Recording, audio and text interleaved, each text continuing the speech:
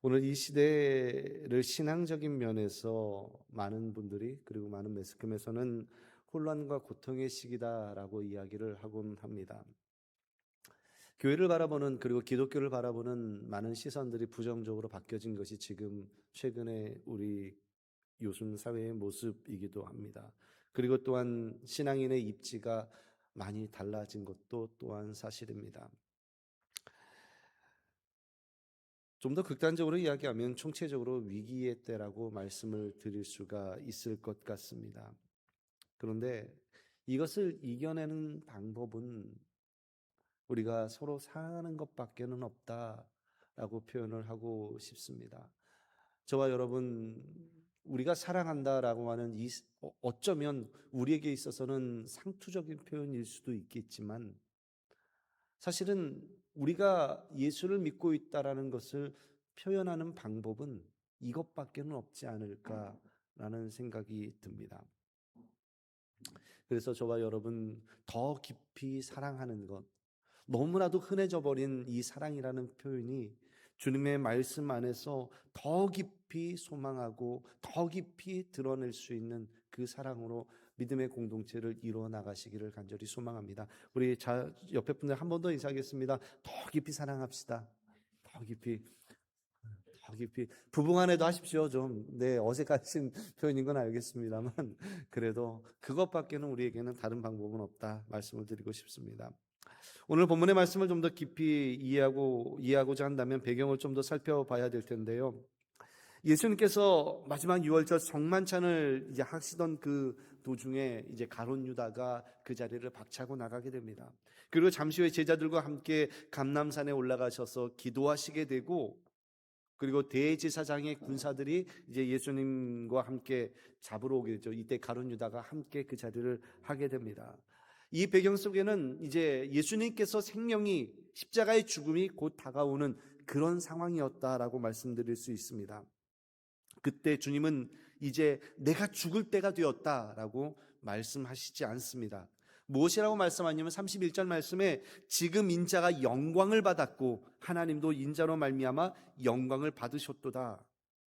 주님의 그 십자가에서의 그것을 이제 임박한 그 상황 속에서 영광을 받았다라는 표현을 하십니다.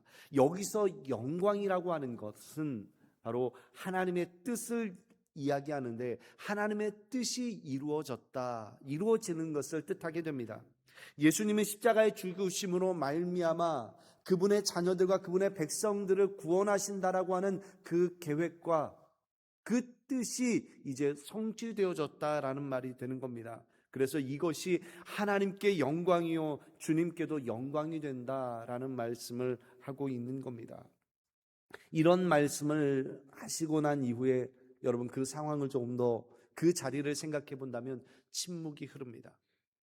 그리고 제자들은 주님께서 어떤 말을 하실까 걱정스러운 눈빛으로 이제 바라보게 되죠. 그러면서 새 계명을 너희에게 주노니, 예수님께서 새 계명을 주신다 이렇게 말씀하십니다.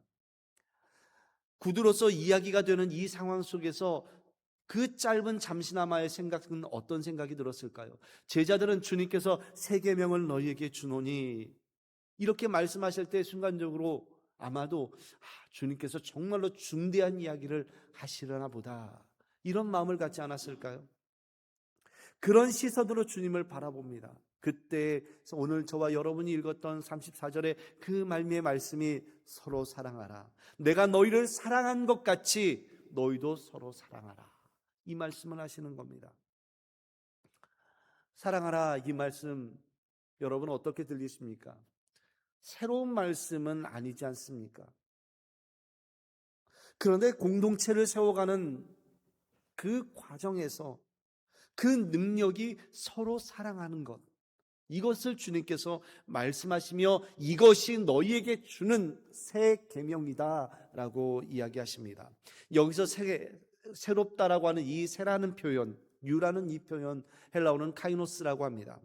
세월이 흐르는 그 시간 속에서, 시대가 변해가는 그 시간 속에서 수많은 시간이 흐른다 하더라도 그 가치가 변하지 않는다라는 뜻입니다. 그래서 새 계명이다. 계명 그 자체가 시간이 흘렀음에도 불구하고 그 가치는 결코 변하지 않는다라는 겁니다. 바로 이것이 서로 사랑하는 새 계명이었던 겁니다. 변함이 없는 사랑의 가치, 다른 차원의 것입니다. 이 계명은 옛날에도 있었지만 전혀 다른 차원으로 너희가 사랑할 것을 이야기하는 겁니다. 문학적이거나 예술적이거나 감동적으로 지금 표현하는 것이 아닙니다. 내가 너희를 사랑한 것 같이 너희도 서로 사랑하라. 주님께서, 예수 그리스도께서 우리를 사랑한 것과 같이 너희도 사랑해야 된다. 이것이 바로 너희에게 주는 계명이다. 새로운 계명이다 라고 말씀하는 겁니다. 세상을 사랑하는, 세상에 속한 것이 옛사랑이었다면 하나님께 속한 것이 새 계명입니다. 새 사랑인 겁니다. 물질적인 사랑이 옛사랑이었다면 하늘에 속한 사랑이 새 사랑입니다. 나 중심의 이기적인 사랑이 옛사랑이었다면 하나님의 관점으로 움직이는 사랑이 새 사랑인 것을 말씀하는 것이죠. 받고 싶어서 안 달란 내 그 사랑이 옛사랑이었다면 이제는 주면서 내가 아닌 다른 사람을 향한 사랑이 새 사랑이 되는 겁니다. 그것으로, 그 주님의 사랑으로 서로 사랑할 것을 이야기하고 있습니다. 교회가 위기를 만났다고 한다면 그것을 넘어서는 방법 무엇이겠습니까? 서로 사랑하는 것밖에는 없다라는 거죠. 공동체를 새롭게 세워야 한다면 서로 사랑하는 것밖에는 없다 말입니다. 이것은 교회 공동체만을 이야기하는 것이 아닙니다. 가정 안에서도 역시 마찬가지고요. 가족 관계 속에서도 마찬가지고 이웃과의 관계 속에서도 역시 마찬가지입니다. 물론 그 사랑하는 모습과 그 깊이는 조금은 다를 수는 있겠지만 그 방법에 있어서는 사랑하는 것밖에는 없다라고 이야기를 하고 있습니다. 어제 한 성도님을 신방을 하게 되었습니다. 우리가 이제 잘 아시는 분이신데 육신의 아픔과 어려움 가운데 처해 있습니다. 저희 앞에서 엉엉 우시면서 하시는 이야기는 내가 교회를 그 누구보다도 사랑하고 있었던 것 같은데, 자신 있게 그렇게 이야기했었는데 그것이 아니라 내가 더 많은 사랑을 받고 있었습니다 라고 고백을 하더라고요. 사랑하는 성도 여러분, 사실 우리는 지금까지 사랑해 왔습니다. 믿으십니까? 우리 교회에 제가 사역한 지 이제 1년 반을 좀 넘어서는 그런 시점입니다만 제가 모르는 그 무언가가 있습니다. 서로 다른 사람들이 만나서 아웅다웅하는 그런 모습들이 분명히 있는데 그러면서도 그 차원을 넘어서는 그 무언가가 있단 말입니다. 저는 그것을 사랑이라는 표현을 하고 싶습니다. 그것이 사랑이었다라고 말씀을 드리고 싶습니다. 물론 사람마다, 여기 계신 분들마다 그것을 해석하는 내용이 다를 수는 있습니다만 2년이 채 안 된 제가 넘어설 수 없는 그 무언가가 우리 성도들 사이에서 그것이 흐르고 있구나, 그런 생각을 갖습니다. 지난 한 해를 겪으면서 그리고 또한 올 한 해를 시작하면서 우리 교회가 더욱더 한 단계 올라서기 위한 방법은 과연 무엇일까? 그것은 사랑밖에는 없다라는 표현을 하고 싶습니다. 그리고 여러분 안에 그 사랑이 있습니다. 그것을 표현할 만한 능력도 있습니다. 그런데 그것이 너무 서툰 거죠. 어색한 거죠. 다른 것으로 이렇게 뒤집어 쓰여져 있는 것처럼 그것을 오해하고 그것을 잘못 이해하고 있는 것은 아닌가라는 생각이 듭니다. 오늘 35절 말씀이 이렇게 이야기합니다. 너희가 서로 사랑하면 이로써 모든 사람이 너희가 내 제자인 줄 알리라. 우리가 교회를 공동체를 이루면서 하는 일들이 참 많습니다. 예배도 하고 기도도 하고 찬양도 하고. 그런데 세상 사람들은 그것을 보면서 주님을 생각하지 않는다라는 겁니다. 그것을 보면서 저 사람들은 당연히 그러겠지라고 생각하는 거죠. 그런데 오늘 본문 말씀에서 서로 사랑하면 모든 사람이 너희가 내 제자인 줄 알리라, 이렇게 표현을 하고 있습니다. 그러면 우리가 참된 교회라는 것을 어떻게 드러낼 수 있는가? 서로 사랑하는 것이 제자임을 드러내는 방식이다라고 이야기하는 겁니다. 모든 사람들이 보면 그것을 보면서 여기는 참된 교회이구나, 하나님의 제자들이 모여있는 믿음의 공동체이구나, 이것을 증명할 수 있다는 거죠. 조금 더 어려운 표현으로 표지라고 합니다. 표지 이 말 자체는 어렵지 않죠. 여러분 책의 겉면을 보면서 여러분 책 표지라고 이야기하지 않습니까? 책 겉면을 보면서 그 타이틀을 보고 저자가 쓰여져 있는 책의 겉면을 보면서 이 책이 어떤 내용일까 대충 우리가 유추할 수 있는 겁니다. 서로 사랑하는 것이 믿음의 공동체의 표지가 되어집니다. 저 사람들은 하나님을 믿고 주님의 제자가 된 사람들이구나. 여기서 표현되어진 제자라고 하는 것은 초대교회 모든 성도를 두고 하는 이야기입니다. 그때의 성도 신자들이 제자였습니다. 서로 사랑하며 하나님의 믿음의 공동체를 이루고 있었던 그들의 모습이 그 안에 담겨져 있기 때문입니다. 성경 전체를 통틀어서 이런 사람이 나의 제자이다 라고 말씀하고 있는 구절은 오늘 이 본문 구절밖에는 없습니다. 주님은 우리가 세상에 나아가서 먼저 해야 되는 일은 함께 서로 사랑하는 것을 말씀하면서 참된 제자임이 입증되기를 원하셨습니다. 그리고 그 말씀이 요한서신에서도 다시 한 번 더 등장하는데요. 요한일서 4장 20절 말씀에 누구든지 하나님을 사랑하노라고 하고 그 형제를 미워하면 이는 거짓말하는 자니 보는 바 그 형제를 사랑하지 아니하는 자는 보지 못하는 바 하나님을 사랑할 수 없느니라.